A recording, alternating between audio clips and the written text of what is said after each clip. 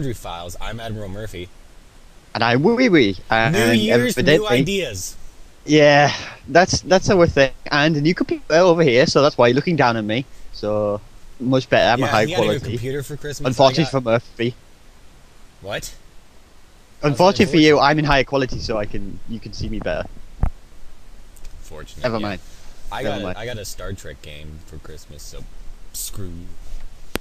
Anyway, so we're back. Foundry Files is back for the new year, and his slogan that I'm never going to use probably is new ideas and something else. I don't remember what it's supposed to be, so I'm just going to keep rolling along like that's supposed to happen. But today we're going to be reviewing For Every Action Part 1. It will be the first part of this Foundry series we will be reviewing over the next 3 weeks. So be sure to check this one out, because next week we will be covering Part 2 and assume that our audience has seen Part 1 and played through it. So we might get a little spoilery for Part 1, not Part 2 as much when we go to review that, but we will be checking that out this week. Very excited because it was a great story mission. And then in community feedback, we've got a community-run project that's going to be going on that we want to let you guys know about in case you want to get involved. So hey, why don't we get into the review?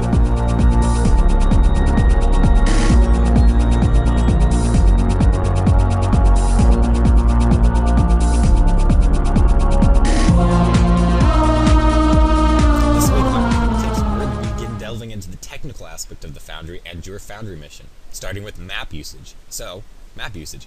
Using duplicate maps from other missions can be done, but to a Foundry player who plays many missions, they start to see Foundry missions blending together because they're seeing the same maps over and over and over, along with the major game content because they have those same maps. Missions can get boring when they remember those maps from Cryptic and other Foundry missions. So, try building advanced maps. It is time consuming, but they are customized and they represent your mission completely different because it's only found in your mission. So building your custom interior and ground maps is really good because most of the times those tend to be reused, but it's also really good to avoid pre-made space maps because a space map is super easy to create on your own and to customize. It's very simple.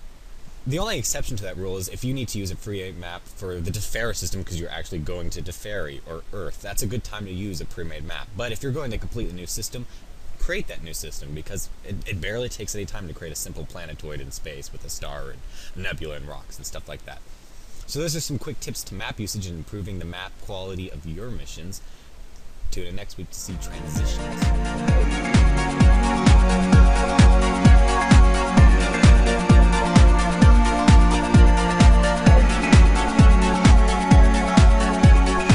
And on to our review. We are on For Every Action Part 1. Oh, is that what it's called? I think it's a 3-part series, isn't it, Murph? Yep. 3 parts. Some basics to get started off with. 101 players as of this recording, with a average star rating of 3.77. That's pretty decent. And like I mentioned, 3-part Foundry series, so this will be more reviewing this singular part and trying to get the introduction sorted out. Yep.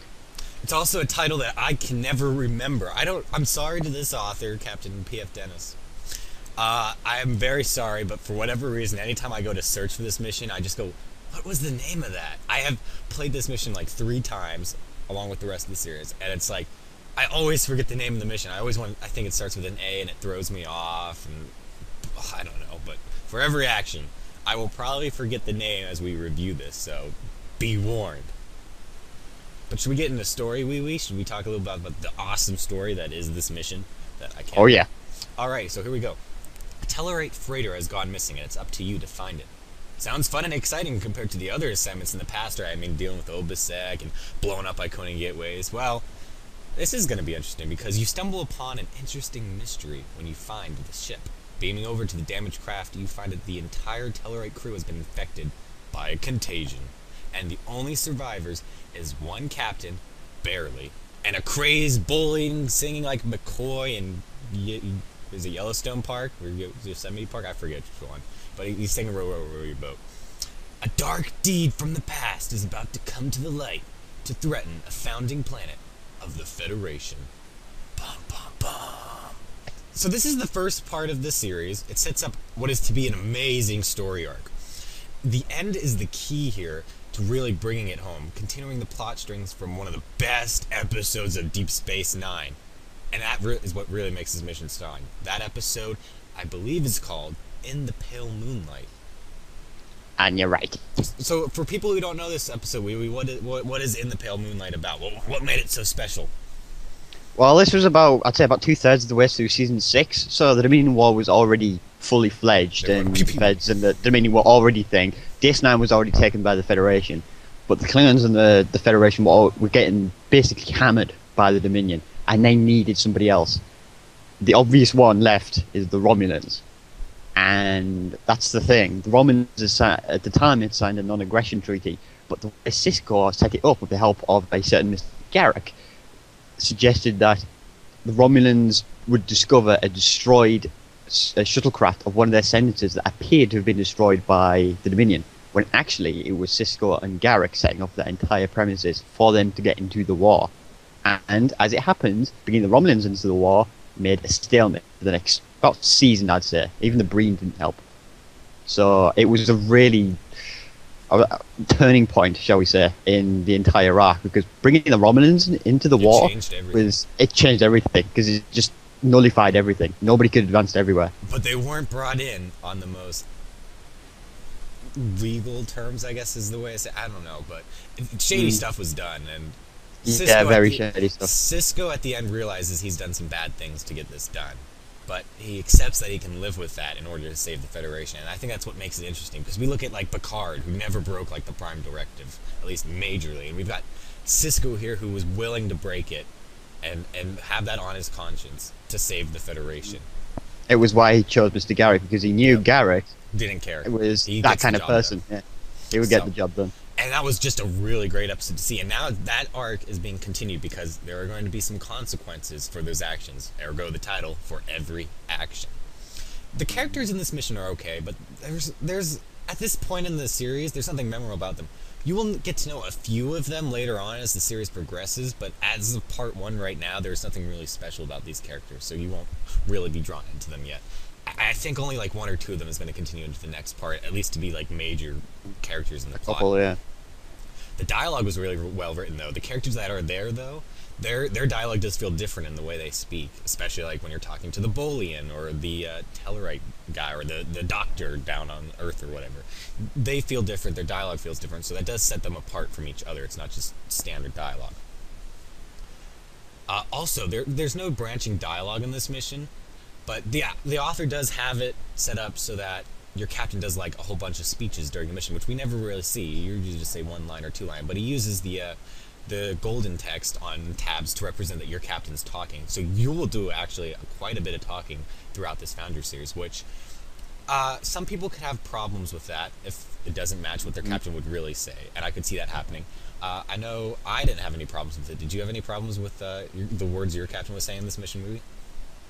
Not so much. No, my only issue was the makeup for branching dialogue and the replacing it with captain dialogue. I mean, I'll expand a bit this more in replayability later on, but it's kind of like, should this really happen? Because branching dialogue is such a fundamental default nowadays. Yeah.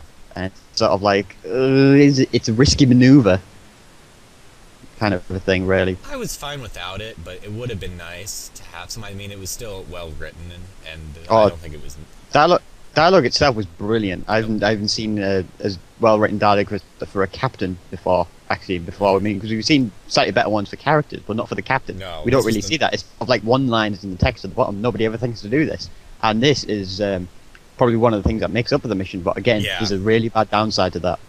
And the other downside I'm going to mention here real quick, I know this is the author's signature in his other missions, and he mentions it, but he'll have you call your boss Mr. or whatever, and my captain would never call one of his lady boffs Mr., so I'm just saying that really broke. That was the only time my captain said anything that really broke my immersion.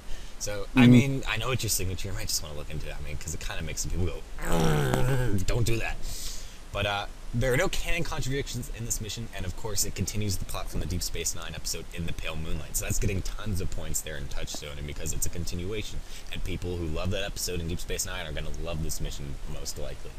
And there are no spelling and grammar issues, except for in the first map objective tab, like hit either had a capital I or an L, it just looked a little weird, you might just want to check that out, but very minimum there. So overall, story scored an 8.86, tied for 4th place with Dead Men Tell No Tales, one of our clown missions. So That's an interesting thing, then, Murph. We've reviewed 2 missions in a row, and both of them are tied in some way. yeah. That's the first time we had it before. The last time we reviewed a mission, it was like, oh, it's only a one-off. It'll never happen again. It's happened for the second time in a row. It was weird. What's happening here? I don't know. It's weird. Anyway, we're burning up recording time, so let's move on to technical. So there are some really good maps here in technical, and some of the highlights are like the custom-made interior when you're over on the Telluride Freighter, the ground map on Tellar. But then there were some other maps that were pretty basic and don't kind of live up to these new maps, so it kind of it can go both ways. But there are some really good maps, and those are worth checking out, definitely. The transitions were good. There were quite a few maps, but nothing to make you groan at loading screens over and over again. Yeah. I think transitions in this mission were kind of default. I mean, there was nothing really spectacular about them, but they weren't that frequent. So it was sort of like you move into the next one rather logically. There's nothing either side of it. It's sort of like you're transitioning. Okay. Yep. That's how I felt. I mean, it wasn't like, oh, why am I transitioning? I just got here, or oh, I just did nothing in that map. So they're good. The author shows great knowledge of the tool through the creation of these new maps and some really nice use of triggers. I remember on the Telluride Freighter, you'll walk up, a door will disappear, and you'll see like a Cardassian turbolift there. That's the art asset anyway. It's supposed to be Telluride though. But anyway, that was just a nice effect to see that it represent doors sliding open to enter this alien turbolift, instead of just using the Federation turbolift, because that automatically has the door slide open. So that was like a nice touch to see there.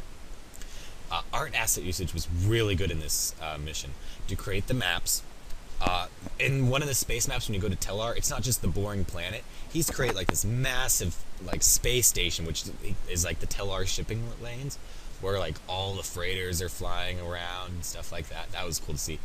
Another art asset he used that I really liked was like these green bags or whatever. I don't know what they're supposed to be in the Foundry, but he represented them as body bags.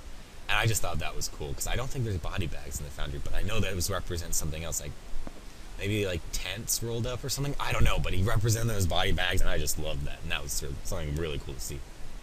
One thing about those Teller shipping lanes, it's perfectly believable for such a thing to happen, because it's like at the center of the Federation. It's one of the founding members, and it's like you would absolutely believe there would be a massive shipping lane through that world. That was just so cool. I love that. I totally geeked out over that, and I think that's one of the awesome parts of this mission is, when in past Star Trek have we gone to Tellar, or even really heard anything about the Tellarites? I mean, there's a few Enterprise episodes that deal with that, and even Stowe doesn't really deal with the Tellarites that much. This Foundry mission already has a plus side there because it's dealing with the Tellarites, and you go to Tellar. Unique, yeah. So being on those maps and stuff like that really just adds a bonus to this mission, because even if they aren't like super cool, even though some of them are, you're still on Tellar, and you still get that feeling like, oh, this is Tellar, this is cool. So, and that adds to these wow moments that you have with these maps. So in creativity, there were several wow moments when you see these maps, and you will take time to just look around these maps and go and enjoy the view, and it's a nice sight to see. I'll let Wee Wee here talk about user help, because he really picked up on a couple problems, so I'll let him talk about it. I didn't have as major of an issue over it, but I know he did, so go ahead, Wee Wee, tell us what we say about user help. Well, basically, all in all, user help could really use a rehaul. And the reason I say that is because the very first 2 objectives, for example, are things which basically sum up of what you have to do. They're not actually go here, do this, go here, do that sort of thing.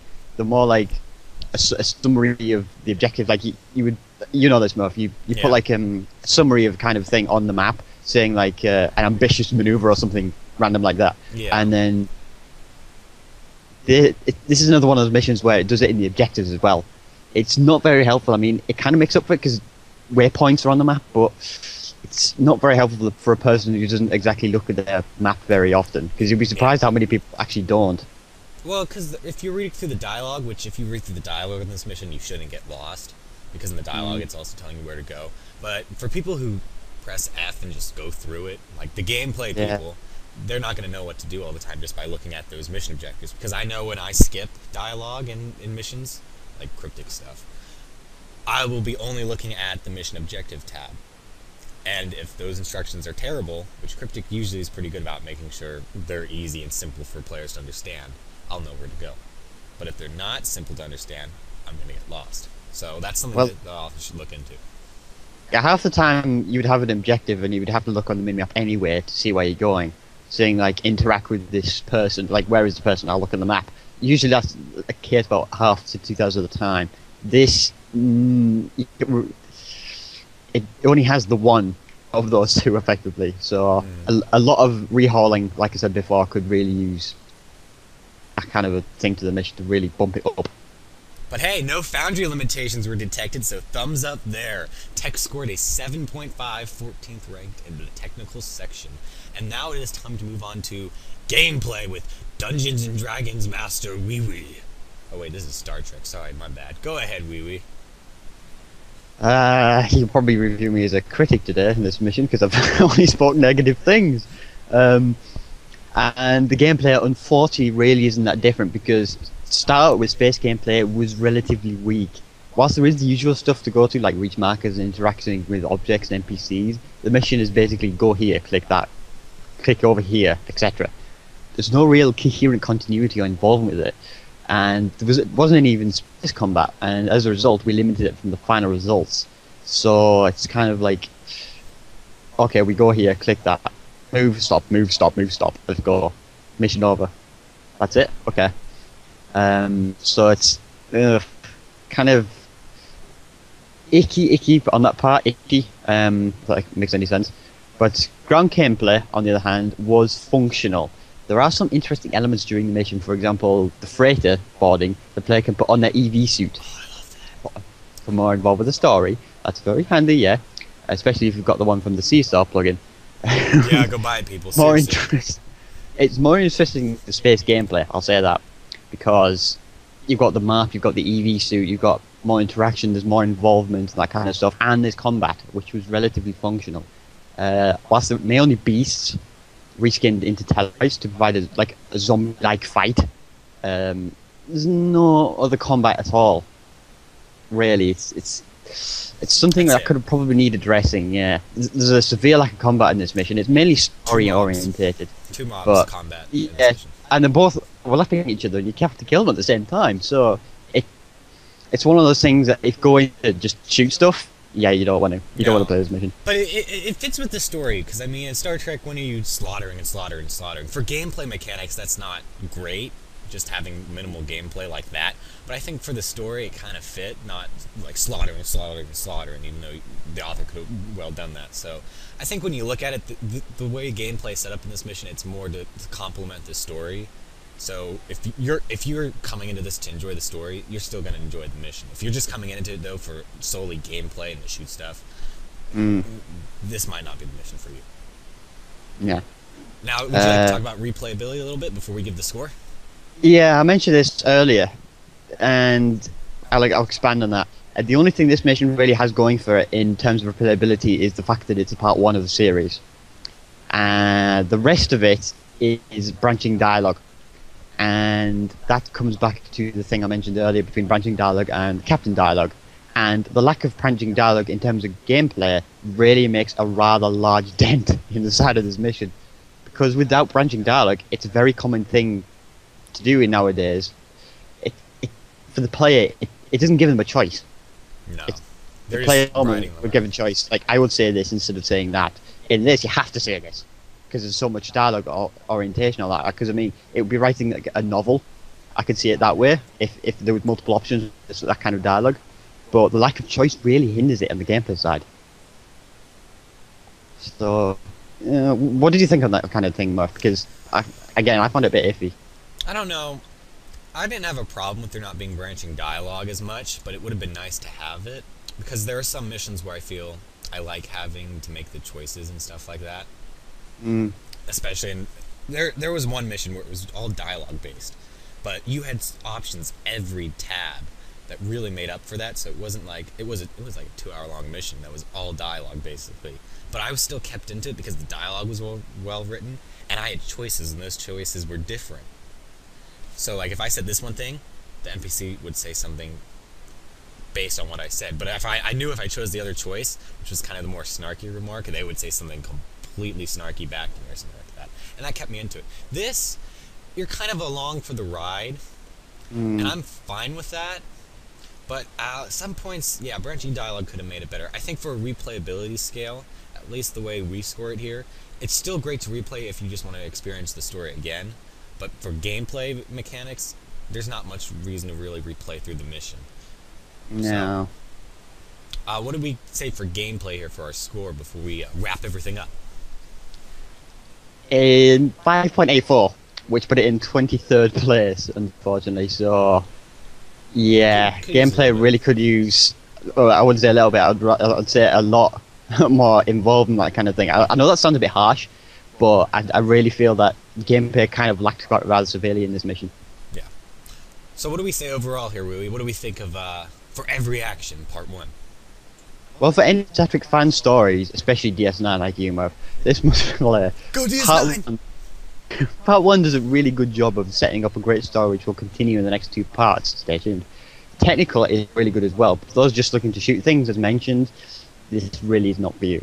But if you're a fan of stories like we are, I know I'm a fan of story, so I will really... Oh, that's the doorbell. Anyway, yeah, so if you're a fan of stories, you will really enjoy this mission. So, hey, overall it scored a 7.48, our 13th ranked overall. So go ahead and check this mission out.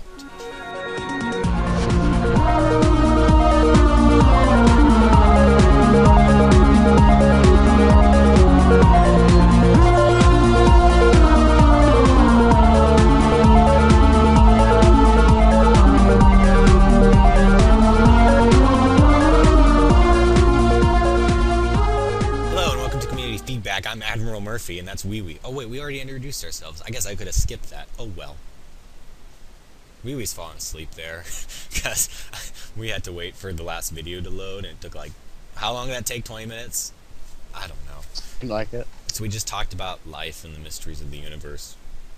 But anyway, we're hearing community feedback because one of our fleet mates, AJ Stoner, who actually is a pretty big Foundry author, I guess, because if you look on the top rated, he's got like one with tons of 5 stars. I was asking him how many people has he paid to get those 5 stars. He wouldn't tell me though, so I guess I won't figure out who that group of people is for a little bit anyway.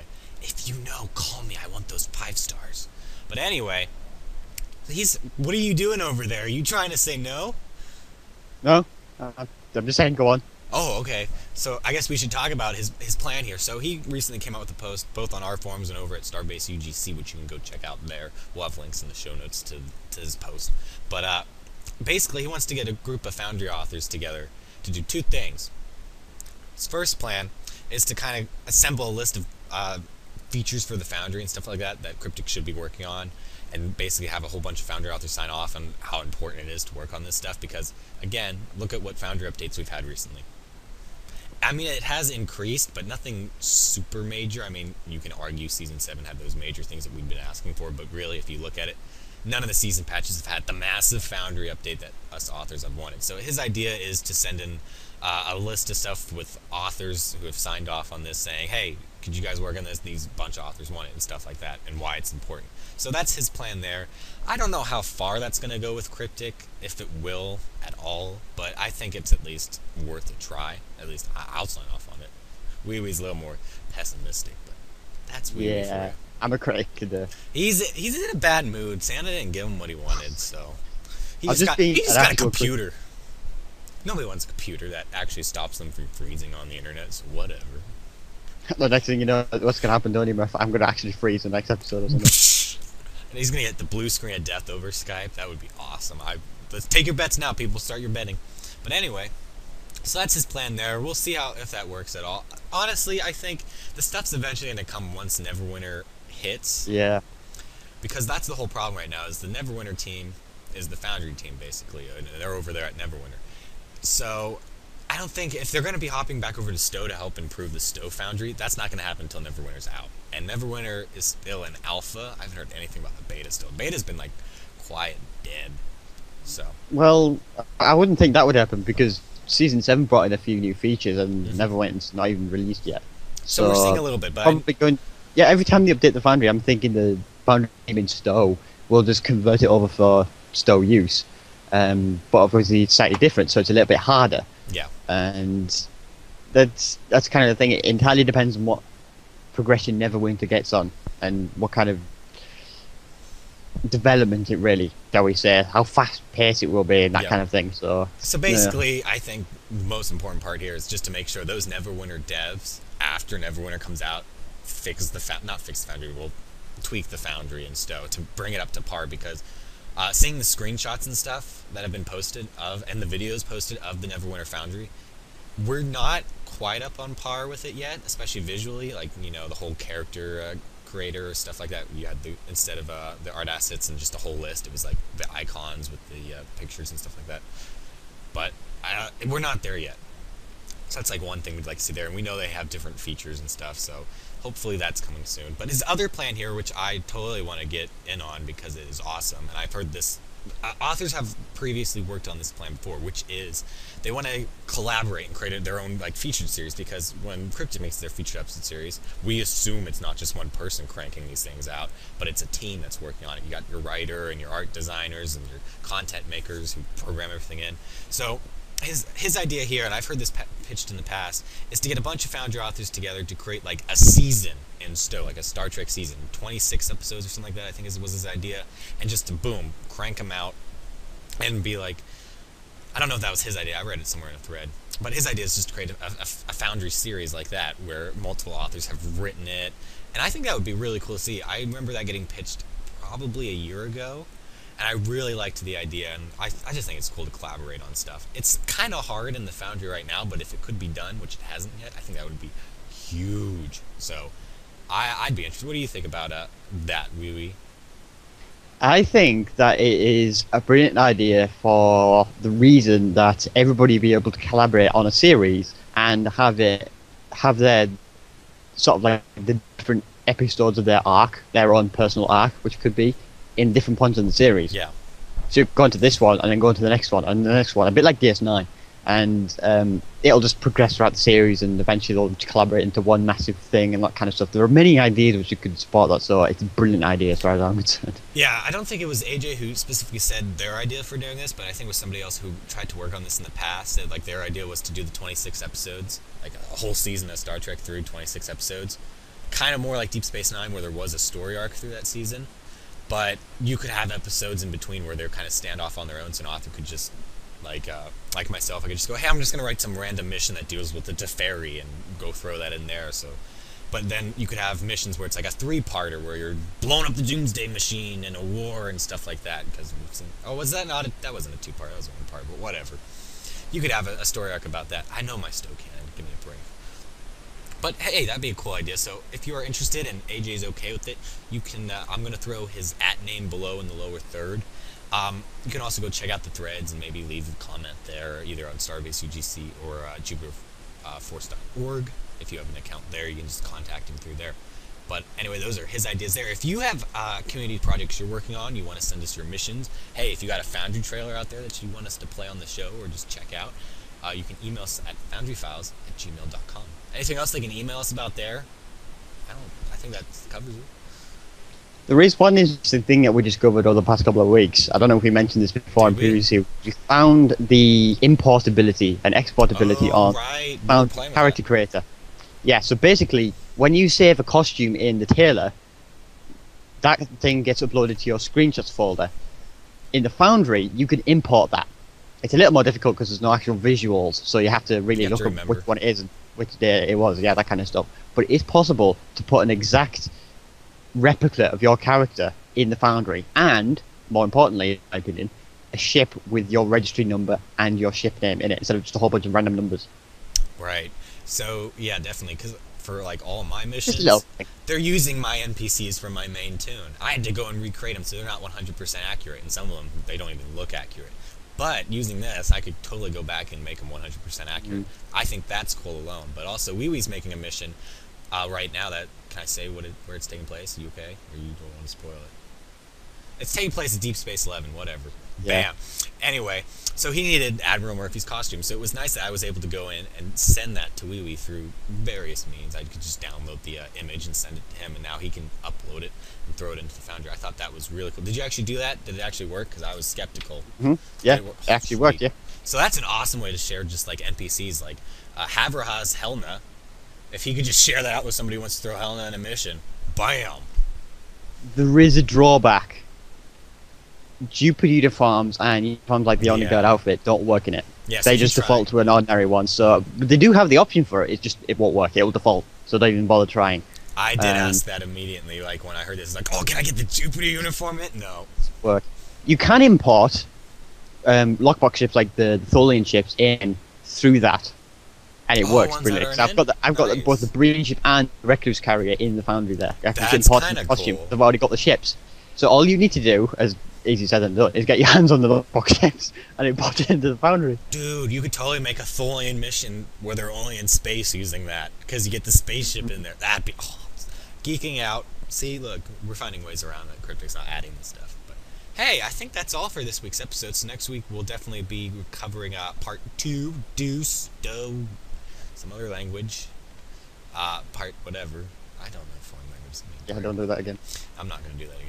But yeah, we'll be covering part 2 next week. If there's any news, which I doubt we're going to have any Foundry news for quite a bit, just because Season 7 kind of hit a month ago, I guess it's now, but still. We're nowhere near next season, and they're not really releasing a lot of news yet, and if it is, it's not going to be Foundry, so probably won't have news for a little bit. But if we do, we will be covering that. If we hear, like, Neverwinter's beta is coming up, so you can check out that Foundry, we'll announce that.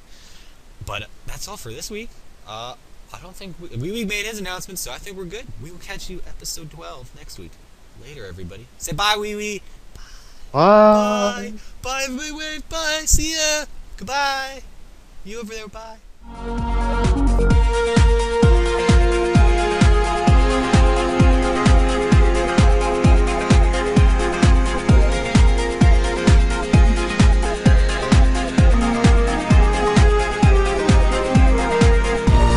Is that what you're gonna call a Tholian?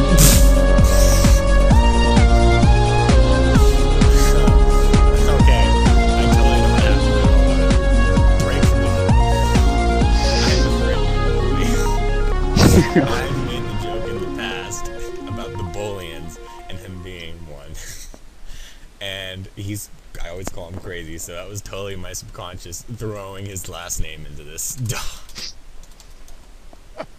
What the hell? Okay. That's fixed. That's going in the bloopers right there. Okay. I'm going to tell him to check this episode out, even though he never watches, because he doesn't care. I'm going to say, hey, you got on Foundry Files, apparently.